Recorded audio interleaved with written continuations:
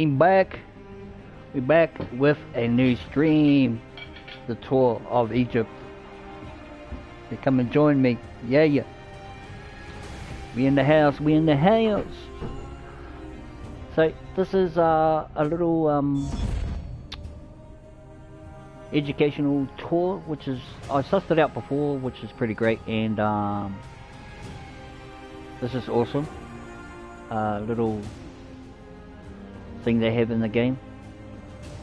So let's suss it out. And yeah, it's like a walkthrough. And it's really awesome. Discovery tour. Shark Chris, what's up, little man? What's up, man? What's up? What's up, little man? How you been? How's your haircut? You got a fade yet? Gonna fade them up, bro? You have a 0-1 fade.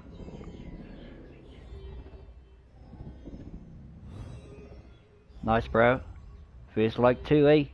Cheer, my brother. Cheer, my little bro. How was the Easter egg, bro? That was a mean-ass bunny you had there, bro. Man, you must have been... It grew back. That's what I'm saying, bro. You probably need another fade, bro. Yeah, so how was your Easter egg? Did you munch it all back, man? Fuck, I would've. Back in the day, bro, those Easter eggs, man, we used to get half of those, you know what I'm saying? We used to get those marshmallow eggs, bro. We used to munch back on those, bro. So, yeah, Shark, bro. I'm doing this little tour video, bro. It's gonna be mean, bro. The other day I did 14 hours of Assassin's Creed, bro. Welcome to Discovery Tour by Assassin's Creed, Ancient Egypt.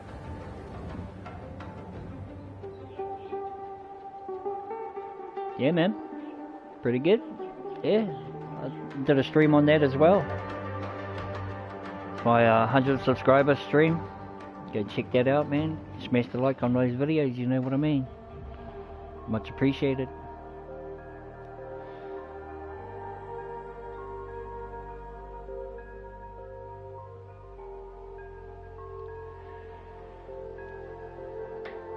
Let's do this tour, man.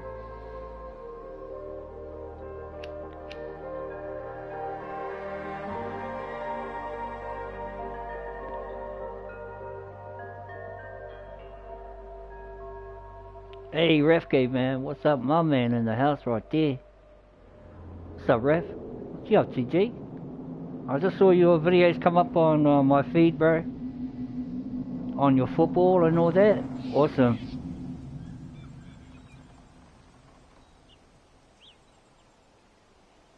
I just thought I might do this discovery tour, bro.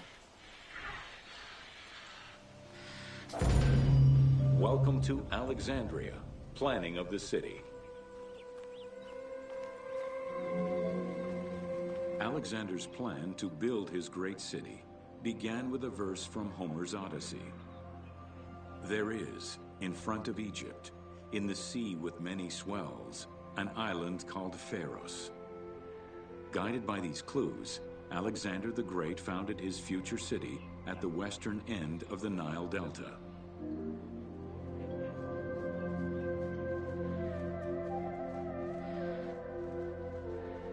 Yeah, it's just a tour.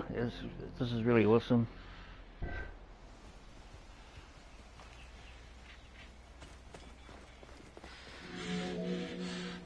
Though Alexander considered this location ideal for his great city, it presented considerable challenges. Too difficult to access during storms, the surrounding swamps threatened disease, and the limestone soil prevented the growth of healthy crops. However, due to the influence of his mentor Aristotle, Alexander the Great recognized that the true value was its strategic emplacement. Alexander knew that in controlling Pelusium to the east meant the great walls of Damn it. Alexandria Okay. had a humble beginning. Lacking chalk to outline the future city's foundations, architects were forced to use flour instead. Clouds of migrating birds swept down and ate the flour, erasing the plans. This prompted Alexander to seek guidance from the oracles, who reassured him that his future city was destined to feed a large population.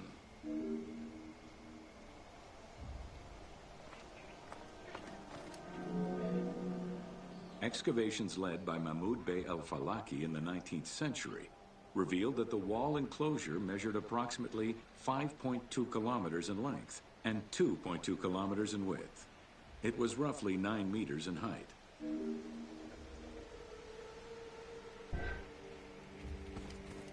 This is cool. I got to about here and then I said to myself, oh well, I'll do it with my viewers. These formidable ancient walls would resist a number of attacks, including fending off the king of Syria in 169 BCE. It wasn't until 295 CE that they eventually fell to Roman Emperor Diocletian, and this only after 8 months of relentless assault.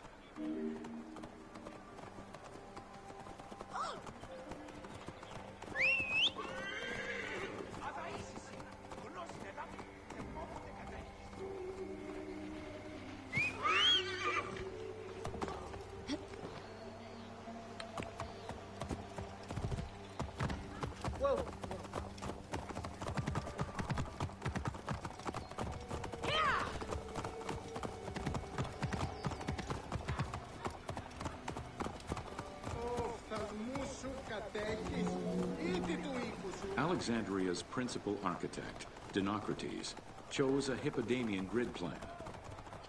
The grid maximized functionality with wide, straight roads and canals running beneath them. Alexander recognized the military value of the city's design. The wide, parallel streets gave him optimal surveillance of the city while allowing the unobstructed flow of troops. Yeah, for sure, Riff. No, all good, bro. All good. No worries. I'm sure we'll be, as soon as you pop up, bro, I'm in.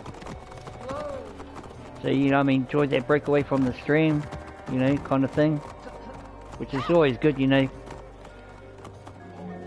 You can always blow yourself up sometimes, but ran yeah. from the Mediterranean's north port down to Lake Mareotis to the south. This thoroughfare acted as an unobstructed link for commercial trade and travel between the two ports. Many of the streets were bordered with grand buildings and parks, including Canopic Street, with its impressive gate bordering the eastern end.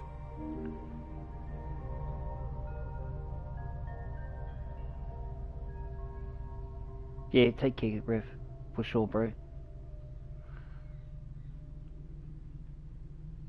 I'll probably slip you an email or something just in case if I need some info on something, or, you know. But yep, all good, my bro.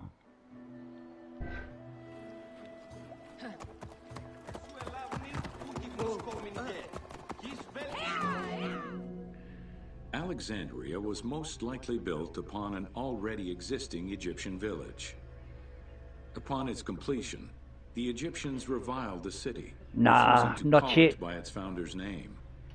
Not Instead, yet, Riff. they called it I'll get around to it. the building, as a mark of disdain, which was later Hellenized into I saw it Rakotis. was your thing. Despite this, It's amazing. the name Alexandria Sure it would was. remain.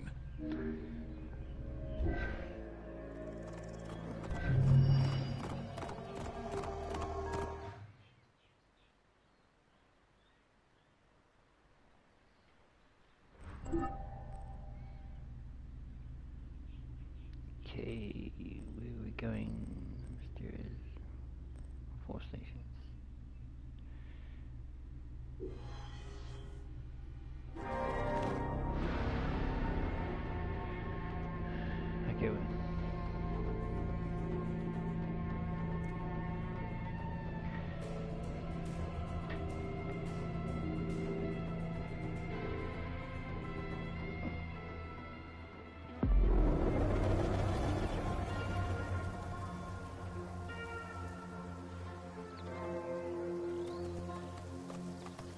Alright.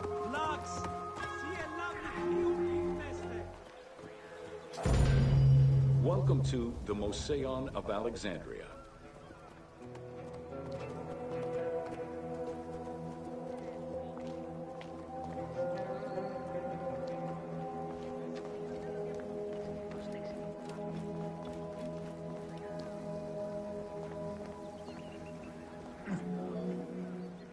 The Moseon was a sector of the city commissioned by Ptolemy I to rival Athens' Academy as an institute of intellectual pursuit.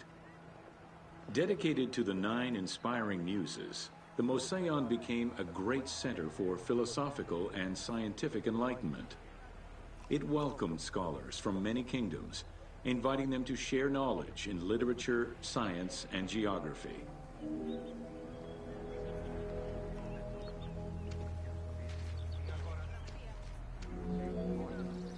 The Moseon was a sector of the city commissioned by Ptolemy I to rival Athens' Academy as an institute of intellectual pursuit. Dedicated to the 9 inspiring muses, the Moseon was designed so that its buildings and grounds would accommodate free thinking, debate, and presentation. Meeting spaces and theaters surrounded a main courtyard. Expansive gardens were filled with exotic plants that aided in the study and supply of herbs and medicines. A zoo offered the study of animal behavior and physiology. Also among the Moseon's many star attractions was its astronomical observatory.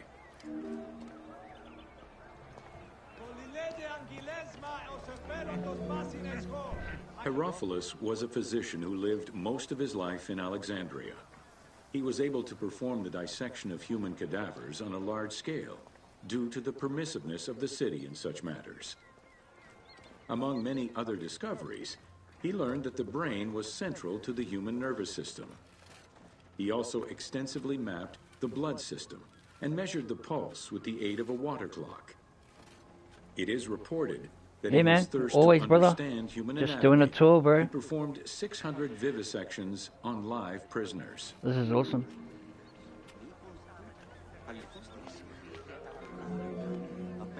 In order to be free to pursue their research, scholars were fed and housed at the Moseon at the government's expense.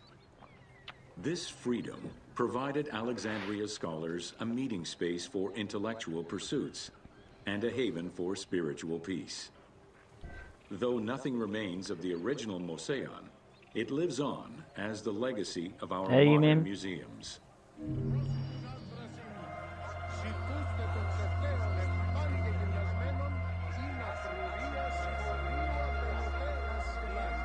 Yeah, my bro.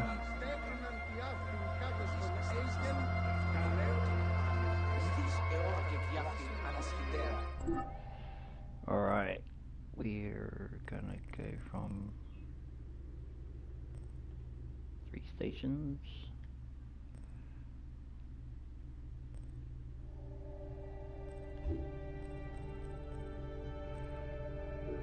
Oh.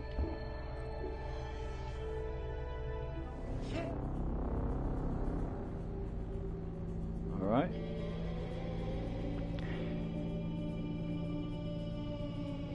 Chill, bro.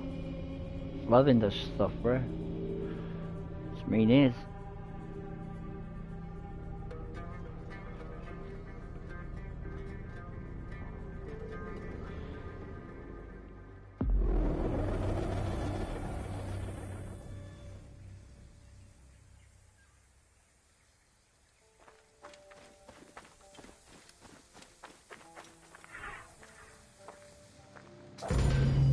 Welcome to the Hippodrome of Alexandria.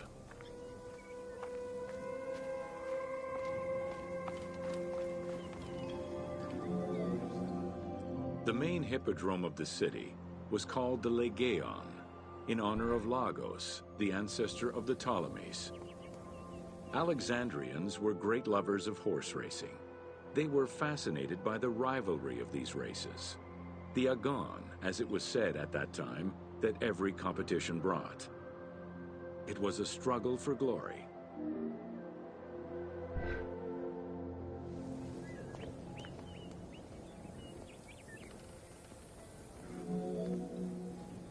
The most important chariot race was the Tethrapon. Using 4 horses with the quickest harness to the front right, the charioteer would race for 12 laps, with sharp turns at either end of the hippodrome. The victors were crowned with garlands of olive and received prize money, but the most sought-after reward was to be acclaimed by the works of poets, such as Callimachus and Pindar.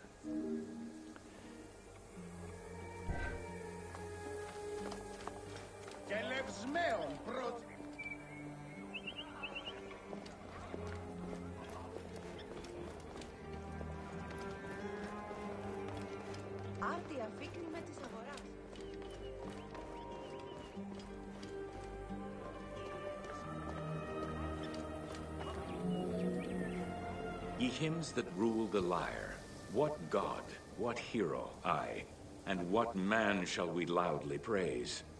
Verily Zeus is the lord of Pisa, and Heracles established the Olympic festival, while Theron must be proclaimed by reason of his victorious chariot with its 4 horses. Theron, who is just in his regard for guests, and who is the bulwark of Akragas, the choicest flower of an auspicious line of sires, whose city towers on high, bringing wealth and glory to crown their native merits.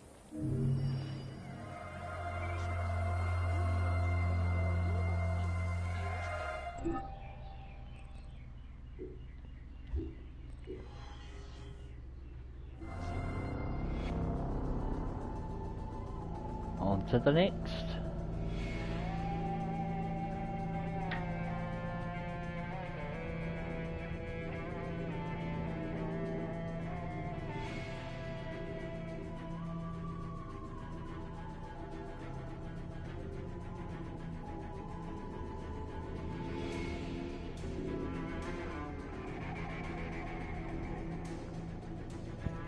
Yeah, pretty good, man.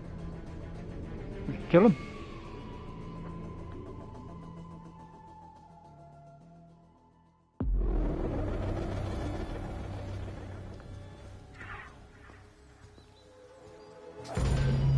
Welcome to the Panean. The Panean was a temple built in honor of the god Pan, divinity of nature. This Greek god, often represented as a half-man, half-goat, with a beard, horns, and goat's hooves, was considered the protector of shepherds and herds.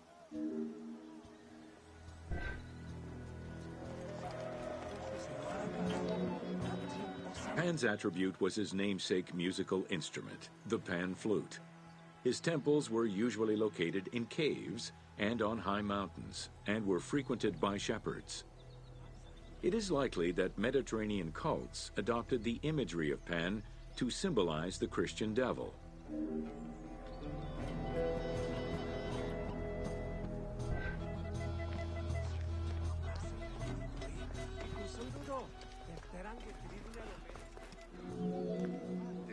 To give proper honor to the god, Alexandrians built an artificial hill upon which they housed his temple to compensate for the flat relief of the city. The artificial mound had the shape of a spinning top or a pine cone, which was accessed by a spiral staircase. The top had a panoramic view of the entire city. Only such heights would be fitting for a mountain god.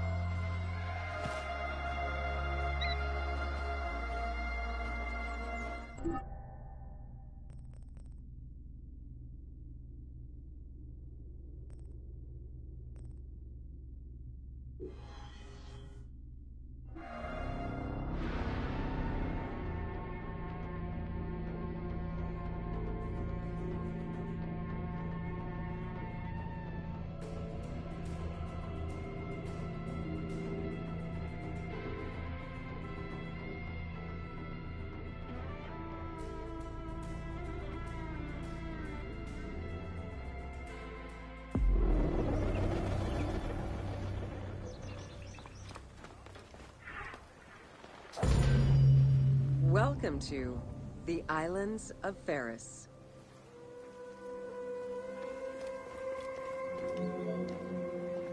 The Heptastadion was a bridge-like causeway connecting the island of Pharis to mainland Alexandria. Its name is based on the Greek terms of measurement, hepta, meaning 7, and stadion, which is a measure of length of roughly 180 meters.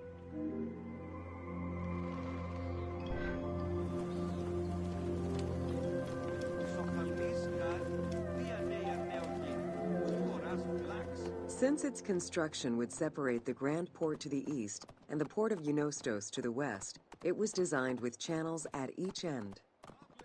These openings allowed passage from one port to the other.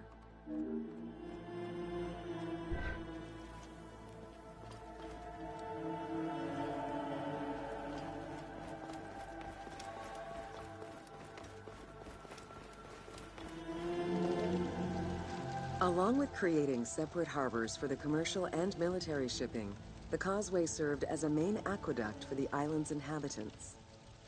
Its presence also helped protect the island and its ports from rough wind and sea currents. At the end of antiquity, the Heptastadion disappeared under layers of silt and soil, which formed an important sedimentary deposit.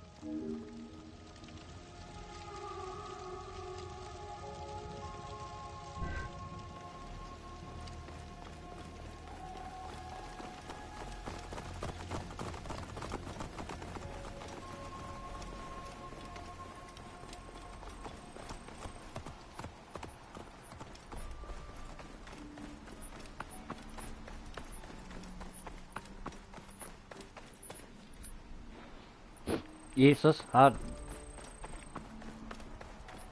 This is awesome. You never know these things until, you know, you look into textbooks or you Google it. But in the game, man, you got all the info you want. While the Serapeum was the most celebrated of the temples in Alexandria, many other temples were built within the city. Most of these structures have been completely erased over time, and there is no way to discern how many existed. However, research of ancient papyri offered tantalizing hints as to the possible location of at least some of the temples.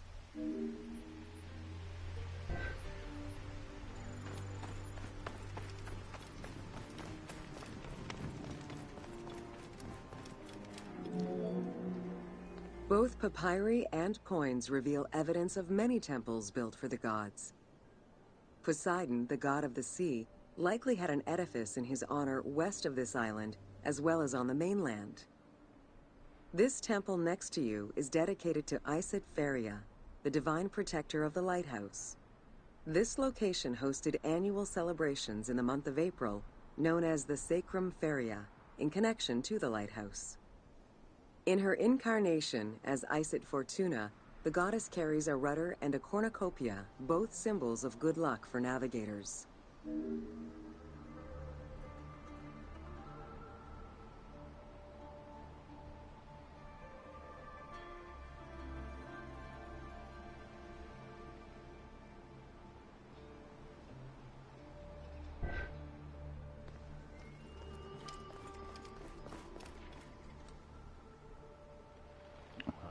Thanks, Elise. Appreciate that.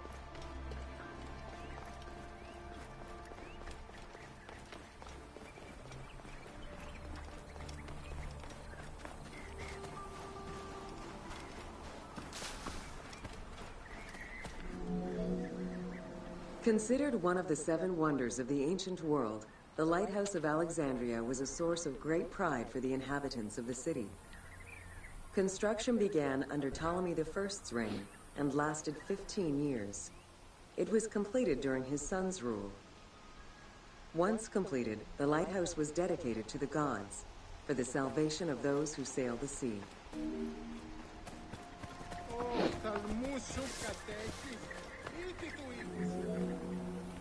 Built on the island of Pharis, the stone structure was 3 tiers set on top of one another in a step formation.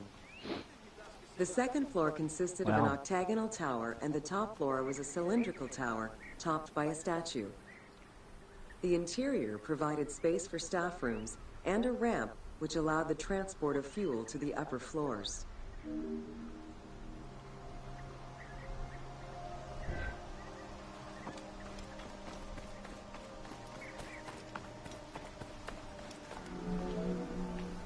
Essential to safe navigation through the rifts and shallow waters, the Ferris was a functioning lighthouse, with a beam reportedly visible 50 kilometers away. It's unclear what kind of fuel was used or how much. Any other details of how the light worked remain a mystery. Well, must have been a lot of fuel, man. For several centuries, the Ferris was one of the highest monuments ever built by man. It measured roughly 110 meters in height, compared to the Pyramid of Giza, which was around 140 meters tall. Gradually, the structure was eroded by earthquakes, and then completely destroyed in 1480 CE, when a fort was built over it. Archaeological excavations on the seabed have uncovered many blocks from the ancient building.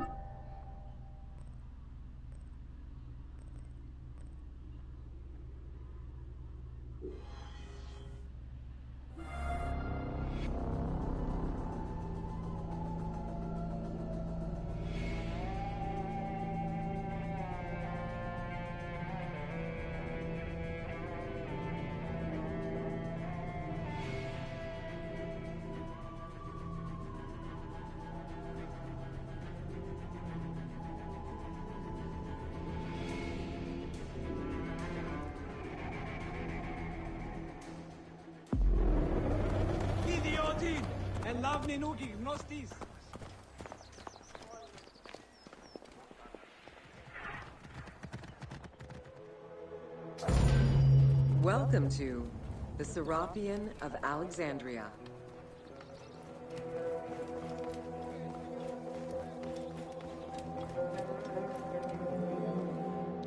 In a city of numerous magnificent attractions, the Serapion was considered to be the most beautiful temple of Alexandria.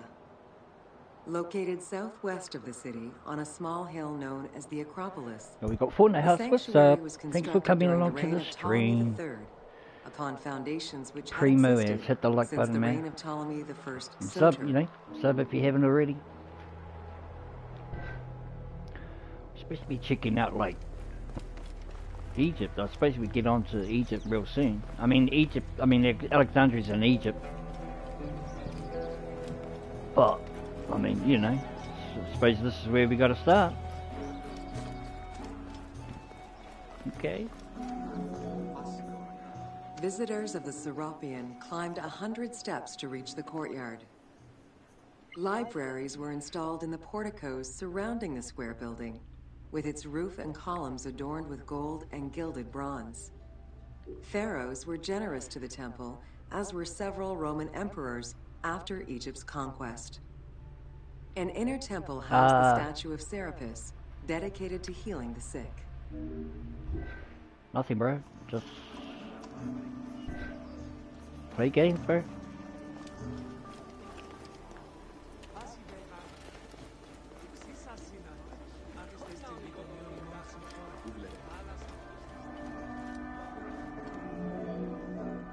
Since the 26th dynasty, Greeks in Egypt had gradually integrated the Egyptian cult of the Apis bull to their own rituals.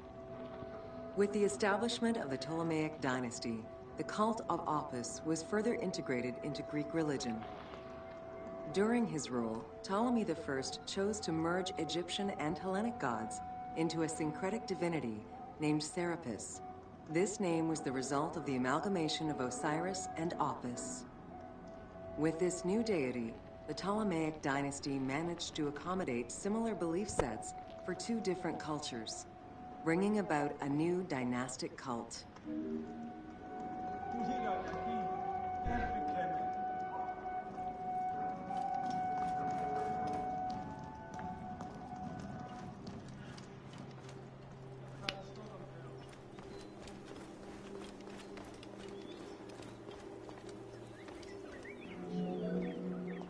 Serapis was also associated to other deities, including Asclepius, a Greek god of healing. It is possible that, as with the Serapis Temple of Canopus, the sick would visit this sanctuary, sleeping there overnight in the hopes of being healed within its hallowed halls.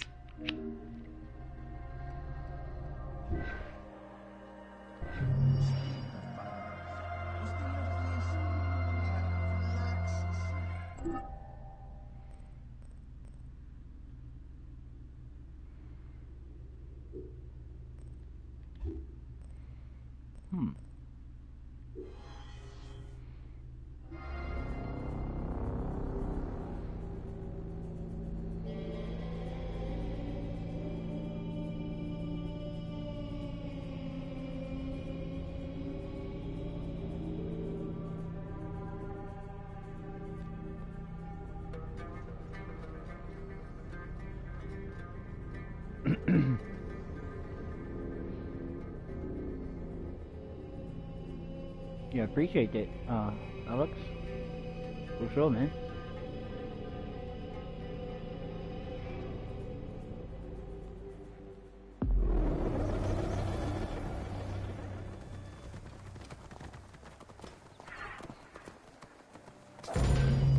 Welcome to the Great Library of Alexandria.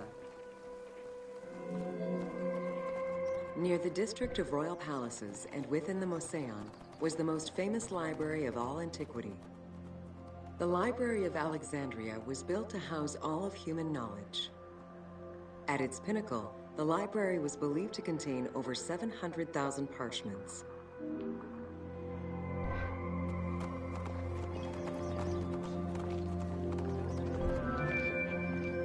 Throughout the centuries, fires and wars between Christianity and paganism destroyed the library, leaving nothing behind. The loss of the building, and more importantly, its vast collection, is immeasurable. As no descriptions are available, the team's rendition of the Library of Alexandria was inspired by the visuals of the Library of Chalcis at Ephesus. Oh, Midway, nice. It's a great movie.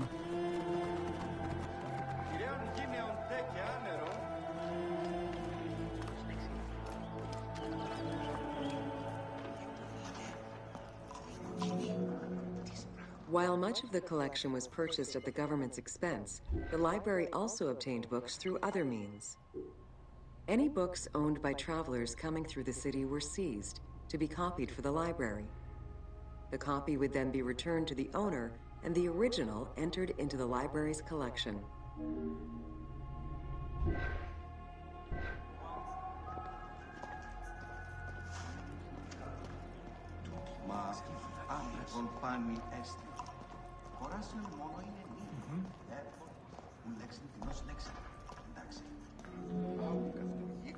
Alexandria offered unrivaled intellectual and cultural attractions.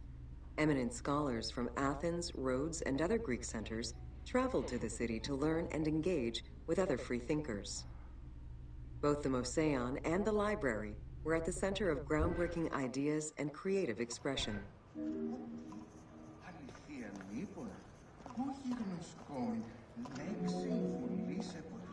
The great minds of antiquity were usually well versed in many disciplines, which were often associated to specific schools of thought.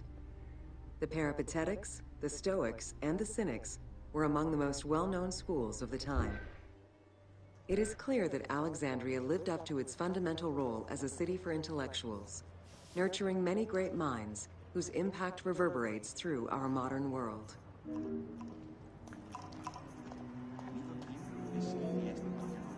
Hypatia of Alexandria was a Greek mathematician, philosopher, astronomer, and inventor. Though born in Greece, she eventually migrated to Alexandria, like many great minds of the time. It is there that she became the head of the Neoplatonist school of Alexandria. From most accounts, she was highly respected by her fellow Alexandrians, both as a teacher and a philosopher. With her death, the age of great ancient scientific discoveries came to an end. Callimachus was born in Cyrene and educated in Athens. After his studies, he moved to Alexandria to work in the Great Library.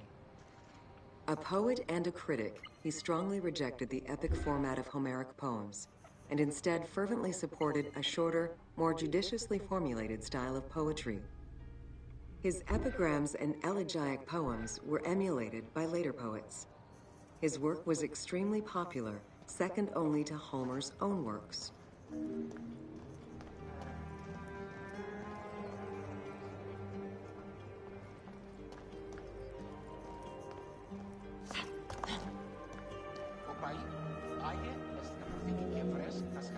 It was in Alexandria that mathematician Euclid, the father of geometry, wrote the Elements, laying out the foundational work of what would become modern algebra and number theory. Euclidean geometry would become one of the most influential systems in the evolution of mathematics.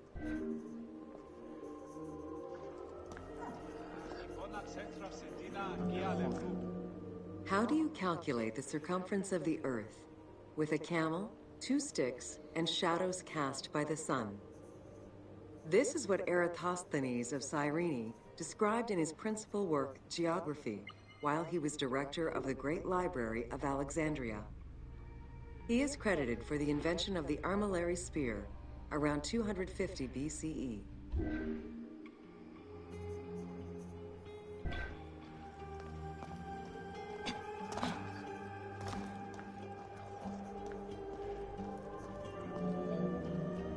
The earliest known and most complete armillary sphere of antiquity was the Meteoroscopion of Alexandria, with an imposing 9 rings compared to the 3 or 4 of most other astrolabes. Known as the zodiac krikatoi amongst the Greeks, the Meteoroscopion was used to determine the location of celestial bodies around the Earth. Every self-respecting astronomer of antiquity would have sought to use this tool to better understand the celestial movements.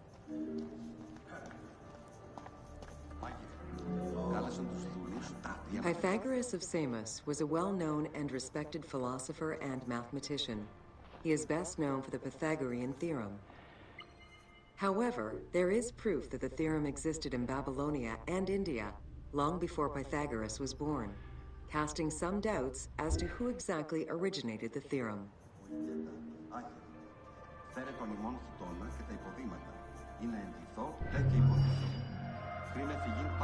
Interesting. Yo, we got 4 in the house. What's up, man? Smash a comment. Yo, what's up? Welcome. Smash the like button.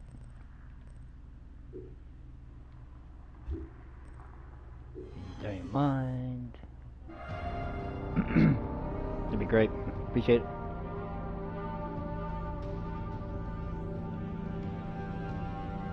We are Aya. This is Bayek's woman. But Welcome to if you watch my Education videos, in Alexandria. there's a different ending to it.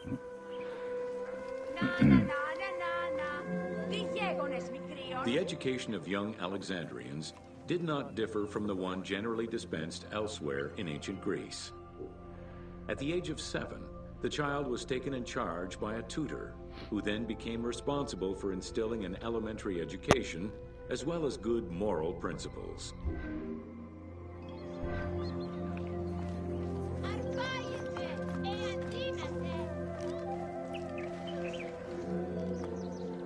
Teaching was generally done outside, in the open air. In the gymnasium, students were taught not only sports, but also topics such as rhetoric, philosophy, music, and poetry. All things deemed essential to one's education at the time.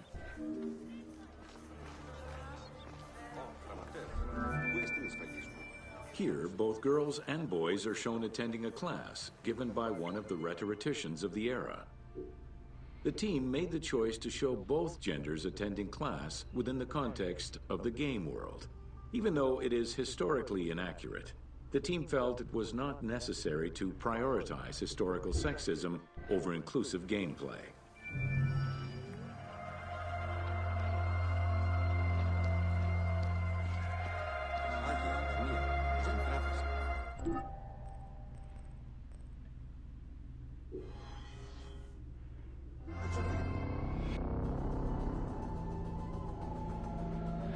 I'm loving this tour stuff, man. It's pretty cool.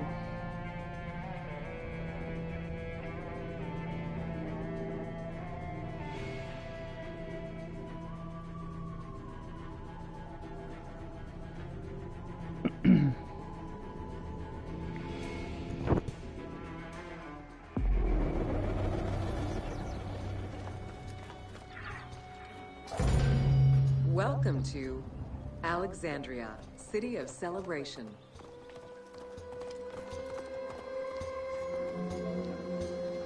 Like most Greek cities, Alexandria offered multiple forms of entertainment. Most were related to cults, religious practices, and the festivities surrounding those practices. Among those festivities, the most important ones were the dynastic celebrations, instituted in honor of the deified Ptolemaic kings and queens. These celebrations could go on for many days and included sacrifices, offerings, processions, and public banquets.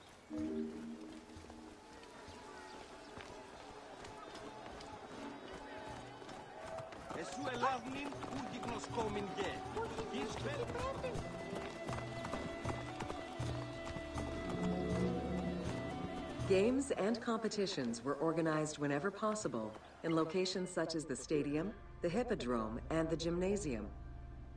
The residents of Alexandria favored such events where athletes, poets, and musicians from Egypt and other cities of the Greek world competed.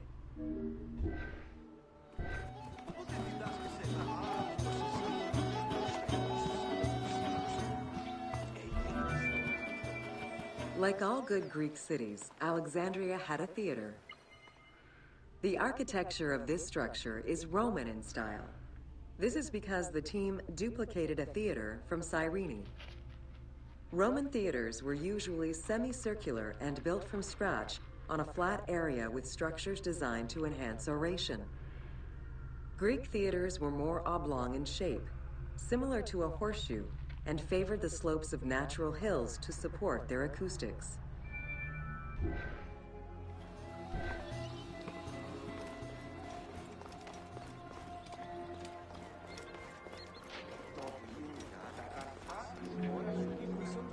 At the theater, one could witness the plays of contemporary comic and tragic authors.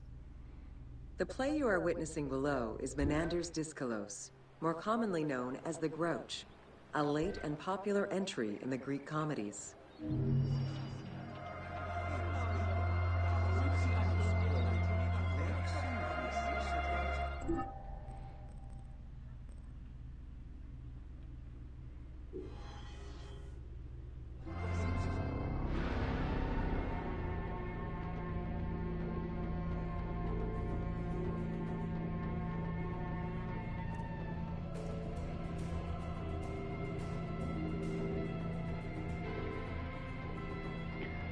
Cool.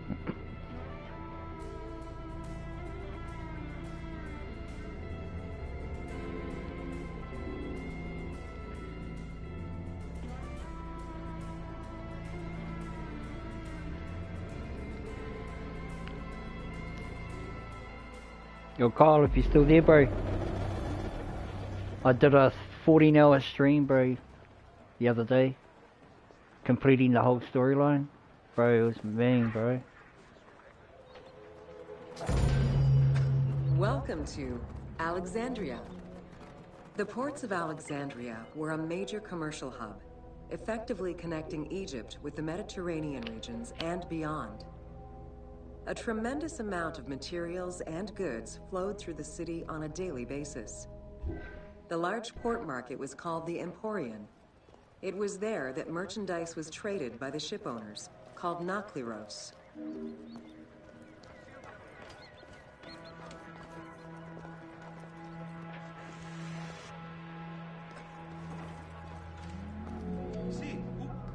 Food and other artisan work streamed out of Egypt. Ceramics, glass, golden rings, and minted coinage. The local potters, using traditional Egyptian techniques, competed with those from abroad, and the textile industry flourished. What Egypt did not produce itself was acquired through trade, using local resources such as wheat and papyrus. Most sought after was pine wood from Syria, iron and marble from the Greek islands, gold from Spain, and exotic fruits from Europe. All this commercial activity contributed to the already decadent wealth of the city.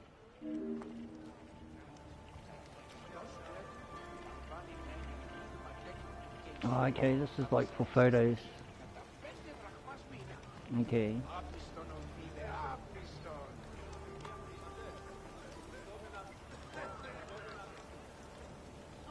Right. Okay. Cool.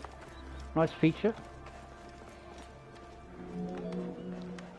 The wood imported to Port Mareotis through Alexandria's seaward ports was used in the nearby shipyards, where most of Egypt's ships were built.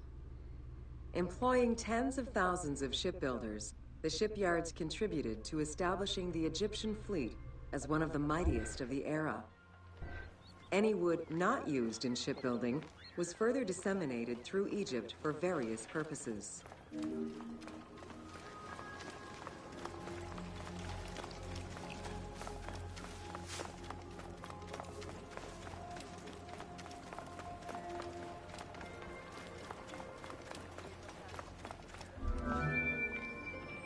The southern port of Lake Mareotis was the biggest in Alexandria.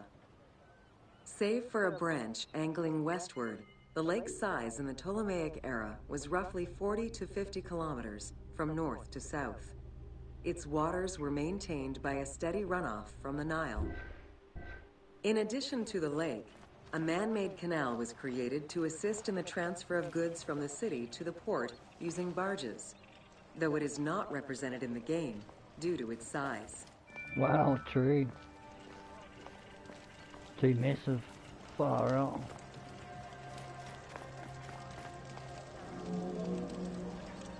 Banking was one of the most distinctive innovations brought by the Greeks to Egypt.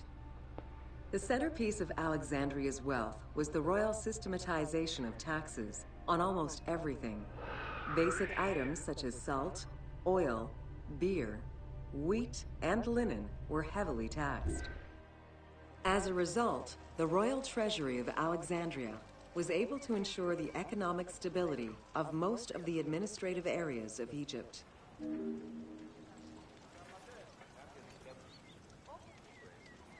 All right. Cool.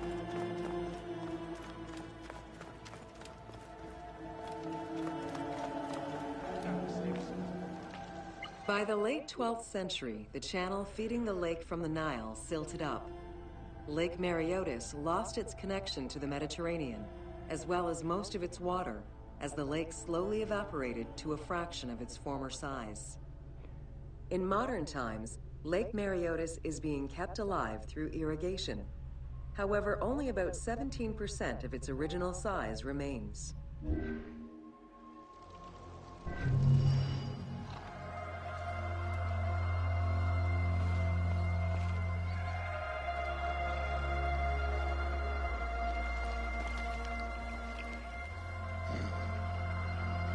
You on my spot, bro. Nah.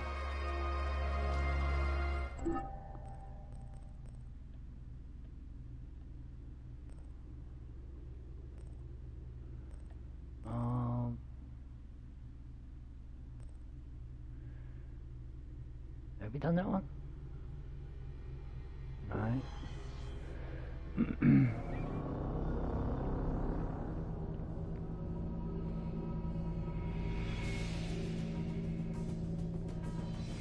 At the start, I don't know.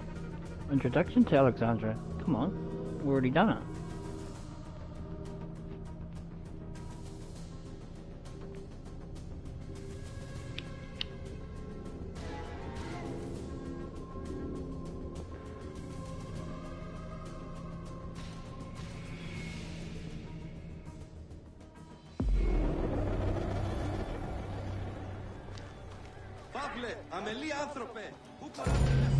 Welcome to Introduction to Alexandria.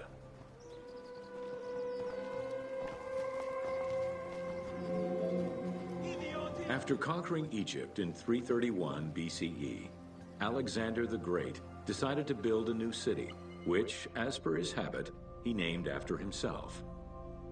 After his death, Alexandria quickly became the capital city of the Ptolemaic kingdom and the most important city of the Greek world.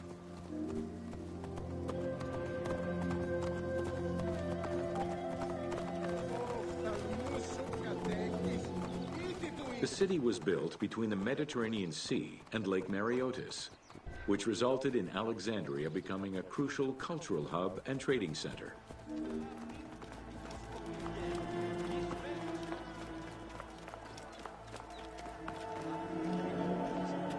Sumptuous buildings could be seen wherever one turned their gaze: the royal palaces, the many temples, the gymnasium, lush public gardens, and large avenues.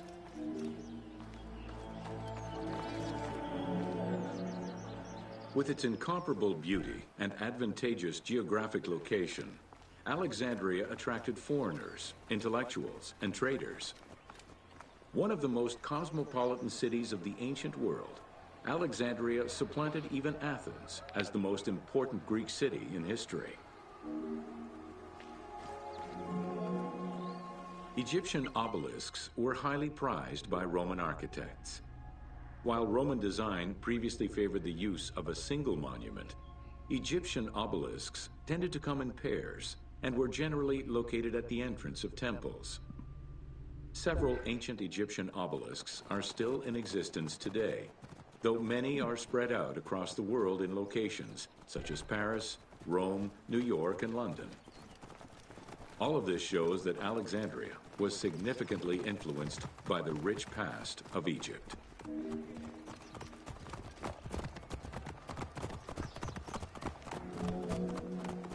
Alexandria had several main streets.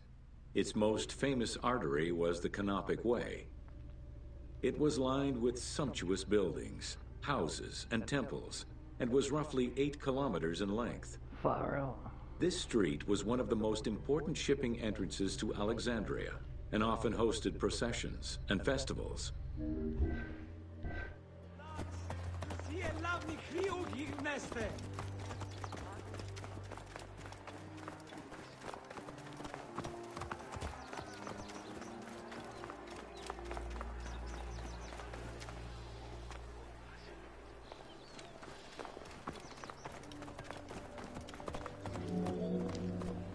The width of the street, 30 meters, was abnormally large even by Greek standards. This is likely because the Canopic Way was made in a short span of time and based on an urban plan, as opposed to being slowly built over time, as was usual for the era. 30 meters. Far out.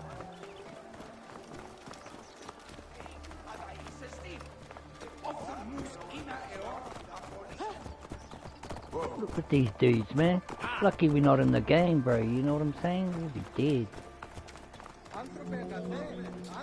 The Canopic Way originated in the western cemeteries, skirted the gymnasium, and then exited the city to head east through massive doorways towards Canopus. This structure was known as the Canopic Door.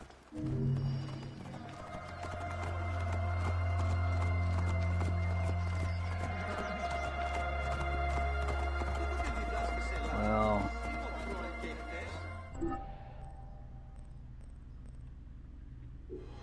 $22 on this one, man. Well, I hope everyone's liking the tour, because I sure am. And we'll stop at Alexandria,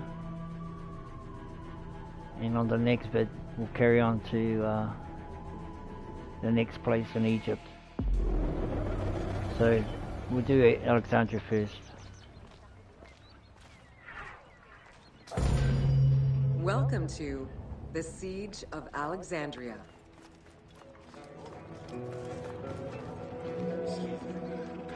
Among the collection of writings attributed to Julius Caesar are his descriptions of the Siege of Alexandria, the Gallic Wars, and the commentaries on the Civil War. These archives contain information on different campaigns, the wars of Alexandria, Africa, and Spain. Each of them recounts Caesar's military activity from 58 BCE to 45 BCE. Though Caesar's documents remain a main source of information, it's important to note that the perspective is limited. It is necessary for other historical documents to be taken into consideration to provide a better understanding of events. The Siege of Alexandria closely relays the events of the Civil War that led up to the event and describes how Caesar was besieged in the palace of the Ptolemies. Other ancient authors have left equally valuable and sometimes contradictory information.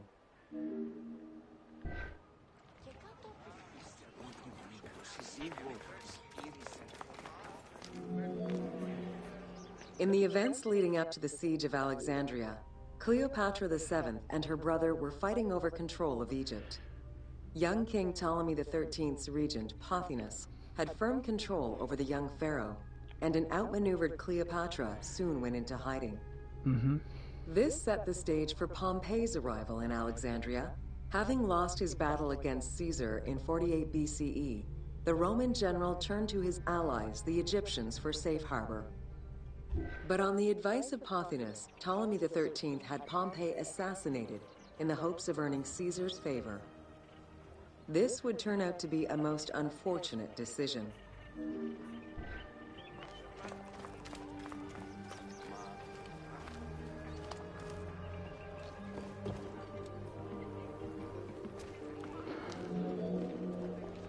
Upon his arrival in Alexandria, Caesar was presented with Pompey's head. The sight of a Roman murdered by Egyptians did not sit well with him. Caesar made his displeasure clear, ordering the return of Cleopatra, and for the siblings to resolve their differences and resume their co-rule of Egypt, as per the will of their father. Neither Pothinus nor Ptolemy XIII wished to accede to this demand. While doing his best to aggravate Caesar, Pothinus secretly plotted against the Roman ruler and sent word for Egyptian general Achilles to bring his 20,000 men to fight on his behalf. While Pothinus plotted against Caesar, Cleopatra made a bold move.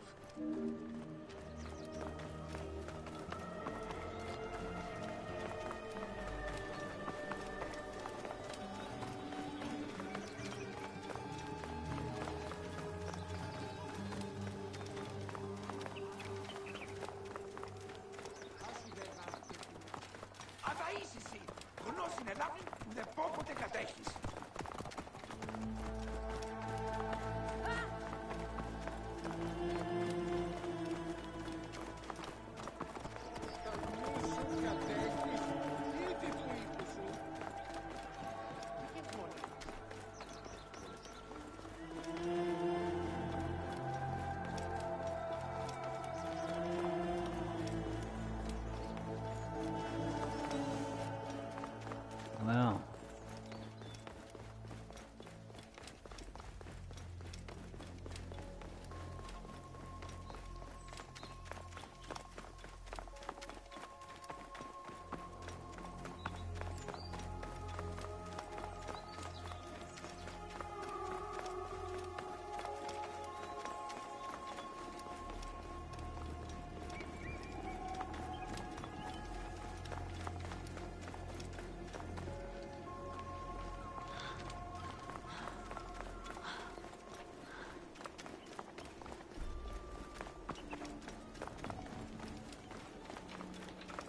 Wicked.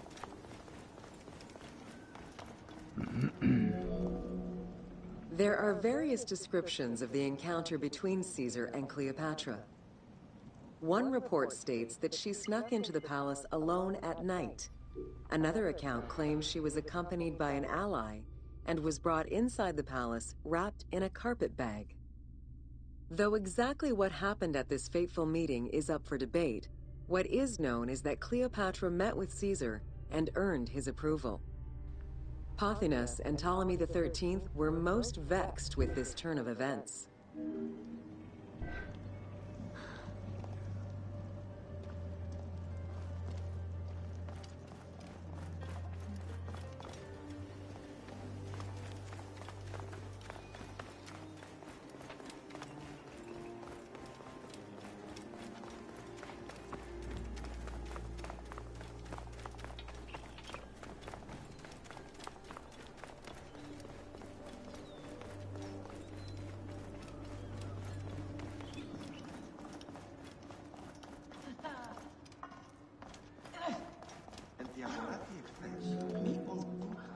With Cleopatra finally present, Caesar chose to act as mediator between the siblings in the hopes of a peaceful resolution. It did not take long for things to sour. During a banquet given to celebrate the reconciliation, there was an assassination attempt on Caesar. It was the Roman leader's own barber who thwarted the attack. Once it was revealed that the king's regent, Pothinus, had ordered the attack, Caesar had him executed. He then placed the young king under guard.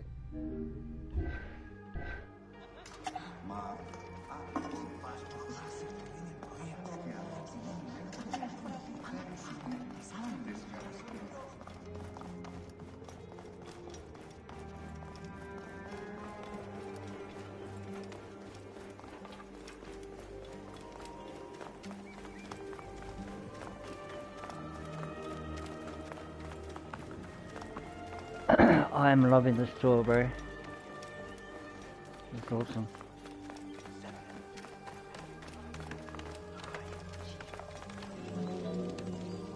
Caught within the palace with roughly 4,000 troops, and with the knowledge that the arrival of enemy forces was imminent, Caesar sent for help from Syria, Rhodes, and Cilicia.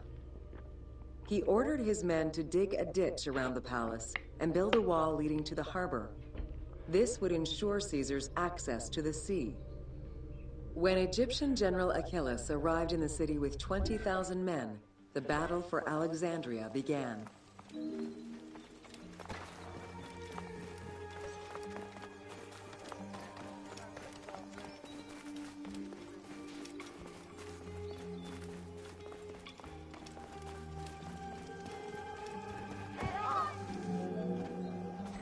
With so few men at his disposal, Caesar could not risk a battle just yet. He sent ambassadors to Achilles in the name of Ptolemy to propose a truce. Knowing that the orders did not come from the young king, and angered by the pharaoh's imprisonment, Achilles had the messengers assassinated. With Caesar confined within the palace, Achilles positioned his troops around the city. Skirmishes broke out throughout the streets of Alexandria and went on for several days and nights. Though they were outnumbered, Caesar's men were able to hold the enemy back. This prompted Achilles' next move: capture the Roman fleet stationed in the harbor. Wow.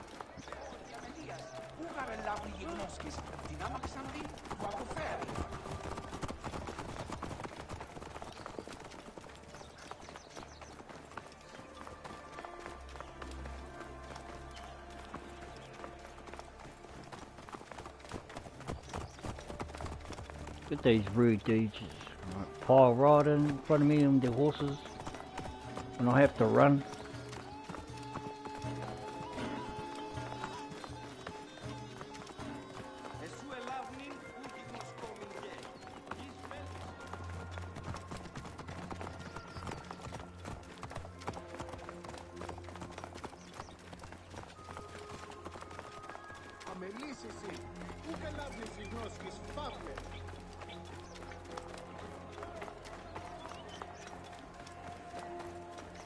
Right, back to the port.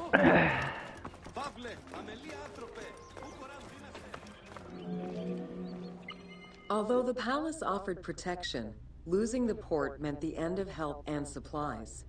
Caesar knew he had to protect the fleet. While he and his troops succeeded in regaining control of the port, he knew it would be impossible to sustain. Caesar ordered the burning of the ships. With passage back to the palace closed off, he headed for the lighthouse of Alexandria.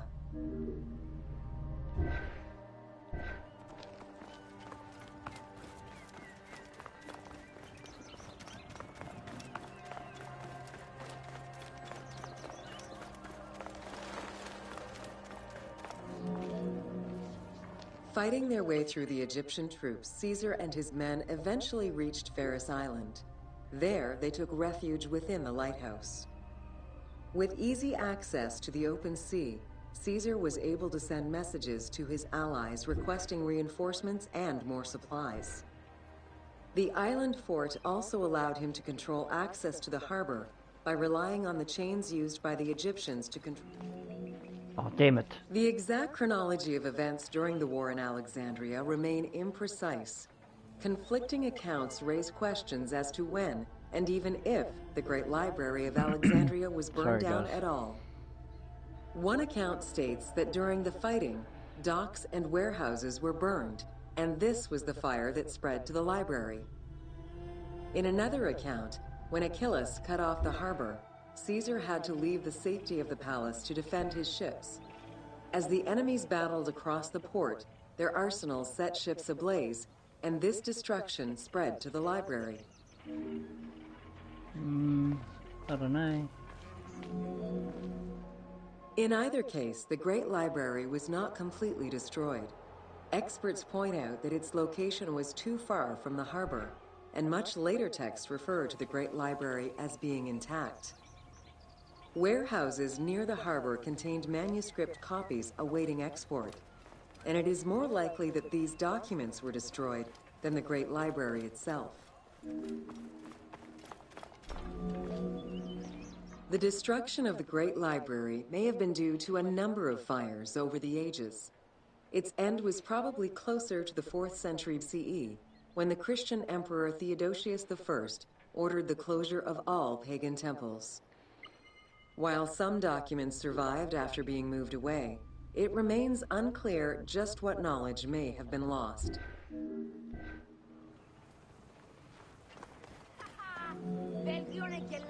Where there are accounts of Achilles being in control of the battle against Caesar, it appears that instead Cleopatra's sister, siding with her brother, had him killed and put her ally Ganymedes in his place. Ganymedes proved a valuable tactician for the Egyptian side. It was his idea to cut Caesar's access to the harbor, thus trapping Caesar at the palace.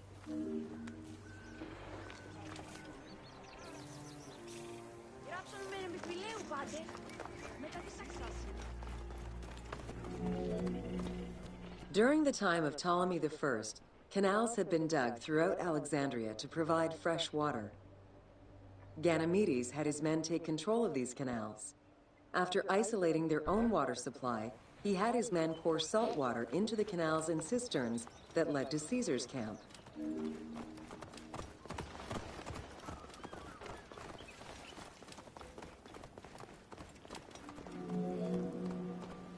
Panic erupted in Caesar's men.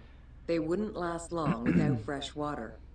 Recognizing that the porous limestone could help them, Caesar and his men dug wells to restore their water supply. Days later, the 37th Legion, comprised of Pompey's soldiers, arrived by ship. Unable to come ashore due to the winds, Caesar risked going out to meet them on the peninsula, Cape Chersonese.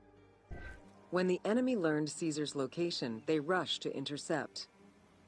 Despite an obvious advantage for the Alexandrians, Caesar, with a Rhodian ship full of skillful sailors, emerged victorious.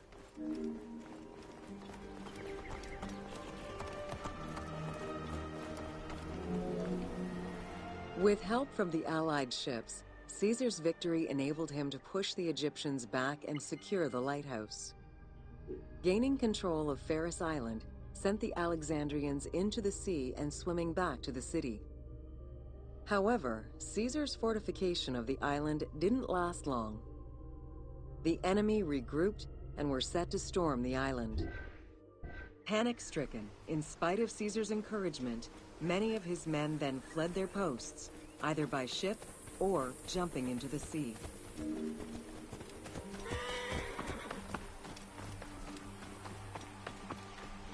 Όποτε διδάσκεις σε Ελλάδα, τι πως πρώην και χθες.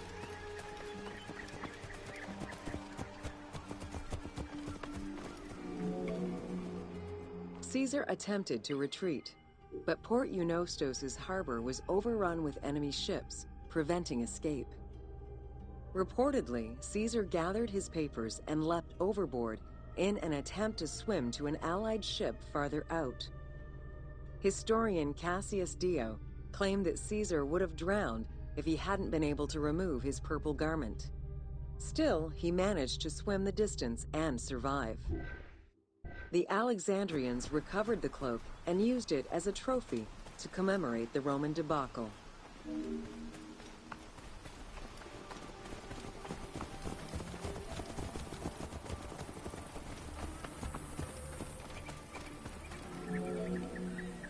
Unhappy with Ganymedes and wanting their king restored, the Alexandrians approached Caesar with a compromise. Caesar agreed to release Ptolemy XIII after entreating him to spare the kingdom and remain loyal to Rome. Once freed, however, the king defied the agreement and continued the war.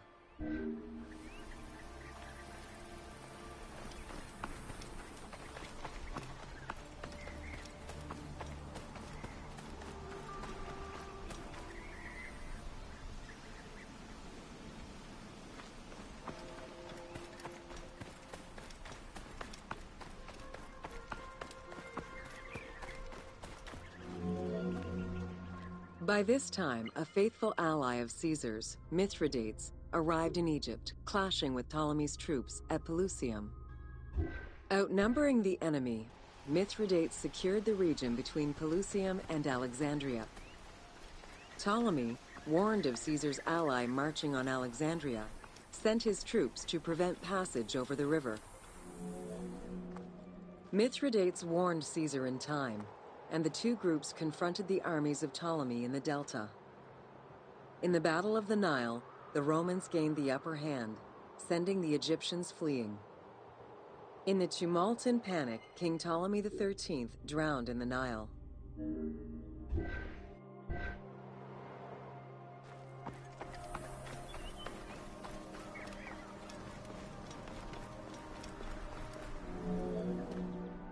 After the siege ended, Cleopatra VII married her younger brother, Ptolemy XIV, enabling her to reign over Egypt until 30 BCE. Under her rule, Alexandria settled into its position within the Roman Empire and eventually surpassed Athens as one of the most important cities in the Roman Empire. Julius Caesar remained in Egypt for a short time. He and Cleopatra would later have a son named Caesarion.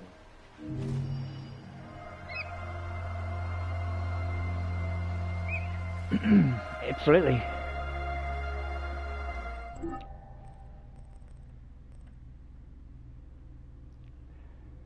how much? Got two more guys. And then on to Egypt, I think, maybe.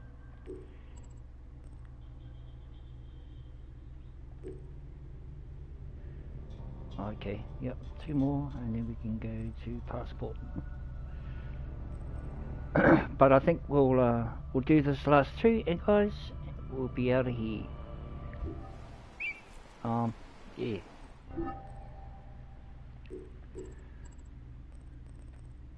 And then we'll save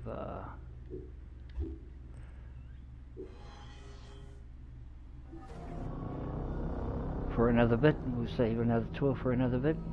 All good.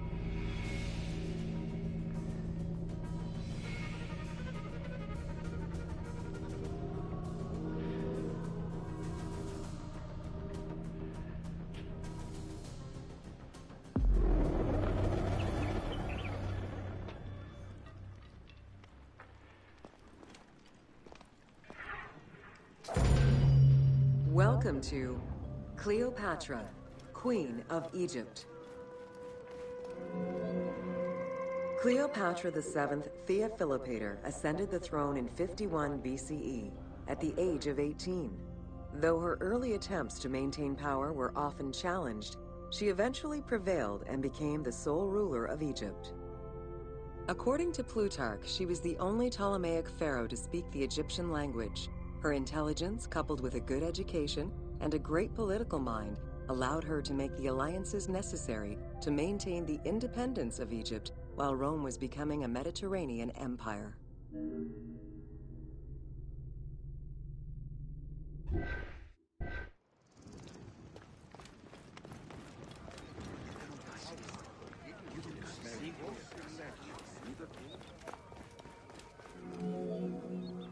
It is important to understand that Cleopatra's knowledge of Egyptian language and keen understanding of the culture allowed her to make powerful ideological referents that resonated with ancient Egyptians. By associating herself with the goddess Isis, the divine mother, great of magic, and repository of divine essence, Cleopatra firmly established herself as the protector of the two lands and legitimized her place on the throne.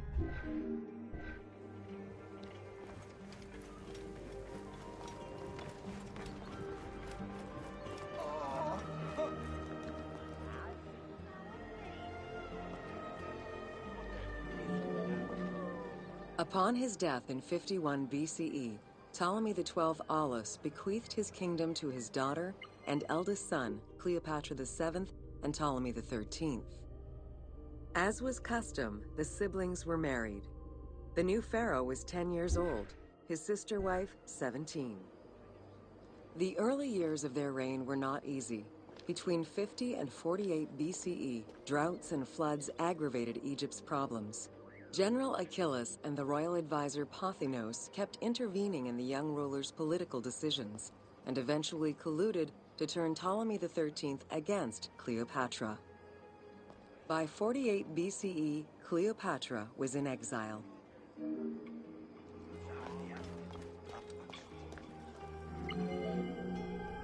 During Cleopatra's exile, the Roman Empire was not without its own internal conflict. Caesar and Pompey were at war with one another, and after his defeat in 48 BCE, Pompey fled to Alexandria in the hope of finding refuge. This turned out to be an unwise decision. Listening to his advisors, Ptolemy XIII elected to have Pompey assassinated, his head kept as a gift, in the hopes of acquiring Caesar's favor. This gambit backfired. Instead of earning approval, the murder of a Roman greatly angered Caesar.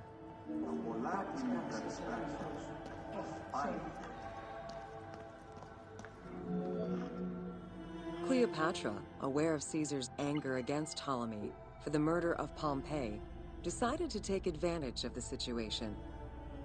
She returned to Egypt in secret, hoping to establish an alliance with one of the most powerful men of the time. Outside of the legend, where she had herself smuggled into his quarters in a carpet, what exactly happened during that fateful meeting remains a mystery. However, Caesar seemed to see a better ruler for Egypt in Cleopatra than in her young and too easily influenced brother. Invoking Ptolemy XII. Ptolemy XIII was enraged by the turn of events, and his advisors were none too happy to see Cleopatra return. Urged on by General Achilles and Pothinos, the young pharaoh plotted against Caesar and Cleopatra, resulting in the siege of Alexandria in 47 BCE. It was in March 47 BCE that Caesar defeated Ptolemy XIII's forces. The young pharaoh drowned in the Nile after having fled the battlefield. With her opponents dead or powerless, Cleopatra married her other much younger brother, Ptolemy XIV, and finally claimed the throne of Egypt for good. The end of the Alexandrian War also cemented the romantic and political alliance between Cleopatra and Caesar.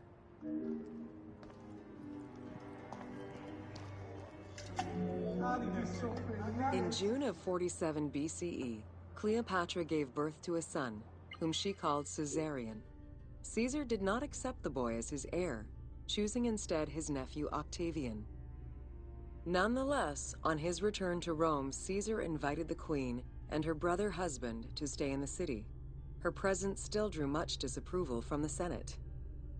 Always a strategist, Caesar left 4 legions in Egypt and a man he trusted to direct Egyptian affairs, giving him control of the wheat supplies essential to Rome. Cleopatra and her entourage remained in Rome until March 44 BCE, when Caesar was murdered.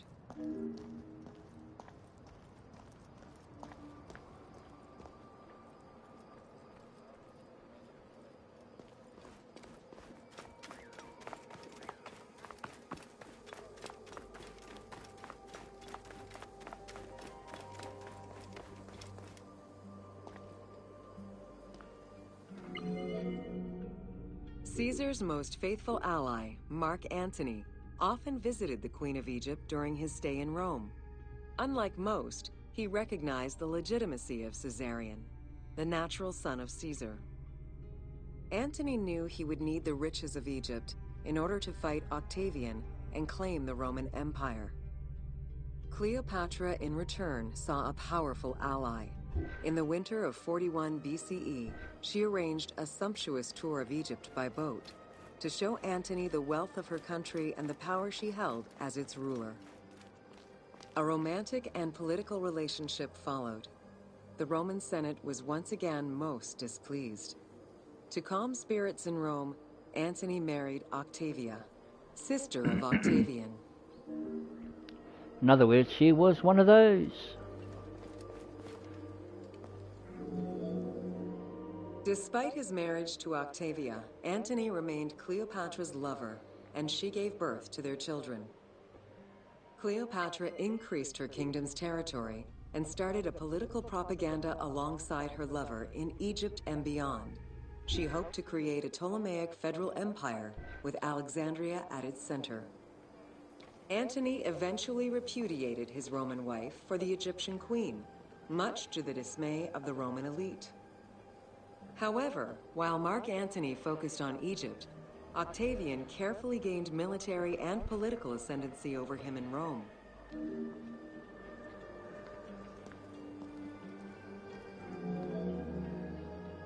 Octavian managed his own propaganda campaign and succeeded. The Roman people hated Mark Antony and Cleopatra.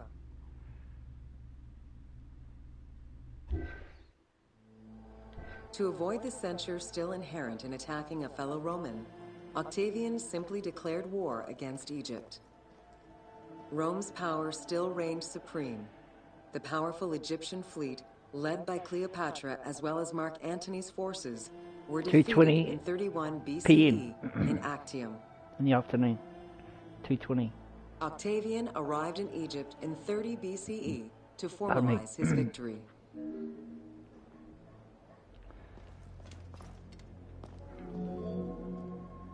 The following events remain difficult to confirm due to the many versions and legends around them. It is believed that after hearing a rumor about Cleopatra's suicide, Mark Antony committed suicide himself. He was brought to the queen as he slowly passed away. Knowing that Octavian would have her chained and paraded through Rome in defeat, Cleopatra planned her own suicide. She most likely killed herself with arsenic, though admittedly, the version where she uses an asp to deliver a fatal bite may be considered more dramatic. What happened to the body of Cleopatra is still a mystery. They said what they meant by that was that she used the cobra, poison of cobra, snake, to waste herself.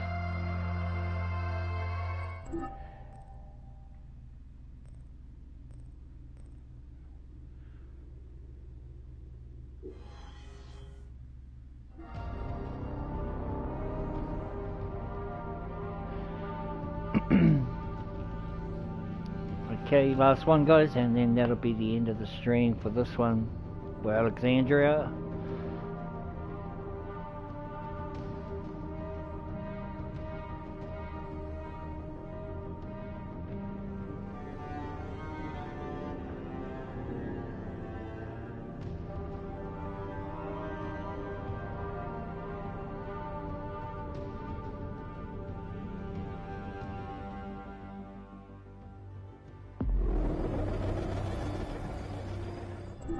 So the next one would be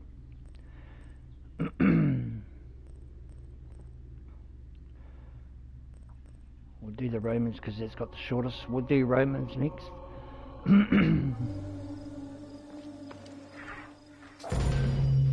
Welcome to the Greek Pharaohs.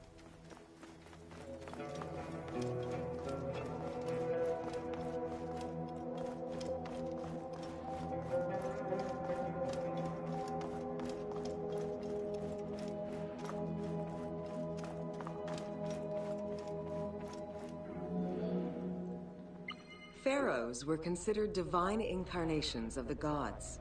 As an avatar of the gods living on Earth, the pharaoh's role was to preserve fundamental values and universal harmony by removing chaos, Izfet, and ensure that justice, Mot, prevailed. The pharaoh, by divine ancestry and through multiple offerings, was the bond that unites the world of men to the world of the gods and allows the maintenance of the cosmic order.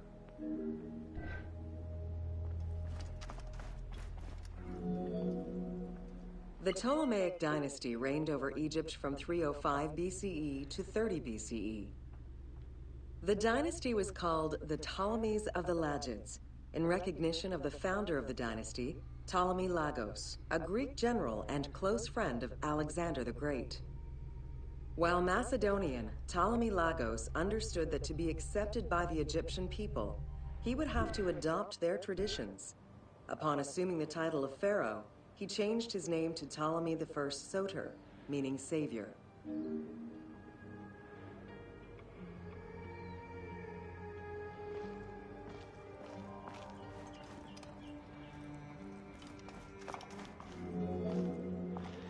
Born in 356 BCE, Alexander the Great went through a hasty education in the affairs of the kingdom before integrating into the Macedonian army, where he quickly rose through the ranks. After his father's assassination in 336 BCE, which some believed was orchestrated by Alexander himself, he became king of Macedonia. Ruler of a unified kingdom and leader of a large army, Alexander set his sights on conquest. Eager to reclaim the Greek cities of Asia Minor, he took on the Persian forces, earning victory after victory.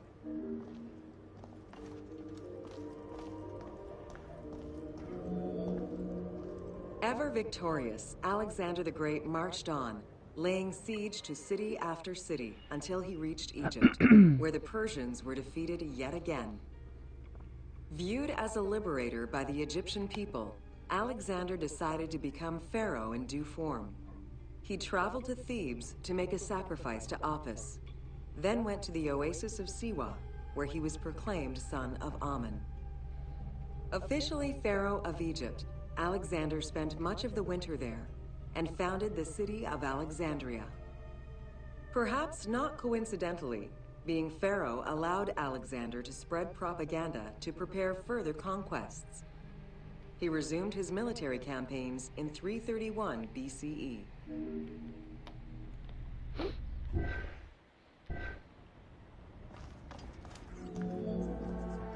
On his deathbed in 323 BCE, Alexander the Great gifted the satrapy of Egypt to Ptolemy Lagos. Perfectly aware of the value of Egypt, Ptolemy ensured not only the stability of the country's borders, but also its economic and military development. At the same time, he worked with the Egyptian elite to maintain the internal order of the country. By 305 BCE, Ptolemy, well respected both in Egypt and in the Mediterranean, was at the head of the largest fleet of the Hellenistic world. Ptolemy officially took the title of Pharaoh of Egypt in January 304 BCE, on the anniversary of Alexander the Great's death.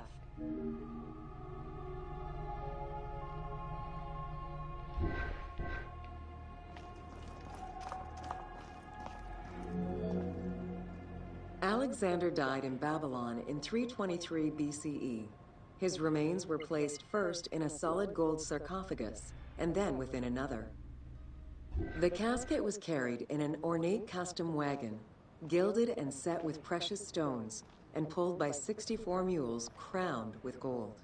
The funeral procession was diverted to a grandiose temple in Alexandria, built in the conqueror's honor under the orders of Ptolemy I. Julius Caesar visited Alexander's tomb at the capture of Alexandria, and the Roman Emperor Augustus reportedly placed flowers there. However, though many powerful leaders claim to have visited it, the tomb's location has gone missing from history. Some accounts do state that the golden coffin was replaced by a glass sarcophagus, probably by Ptolemy X. It is also implied that Cleopatra may have plundered the tomb in a time of financial crisis.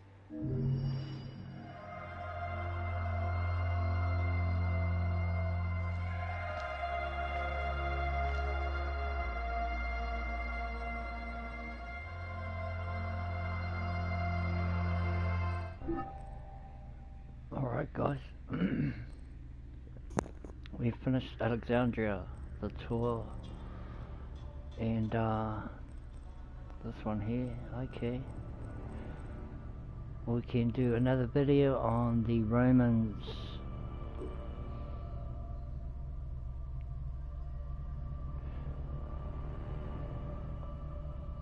And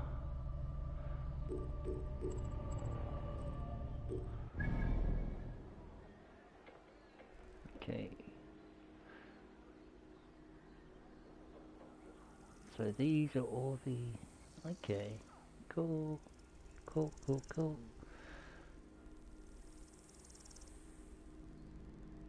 Well, so we've done Alexandria, guys, and these are all the tours we're gonna take. Oh yeah. So guys, that's the end of the video. Thanks for tuning in and smashing those likes.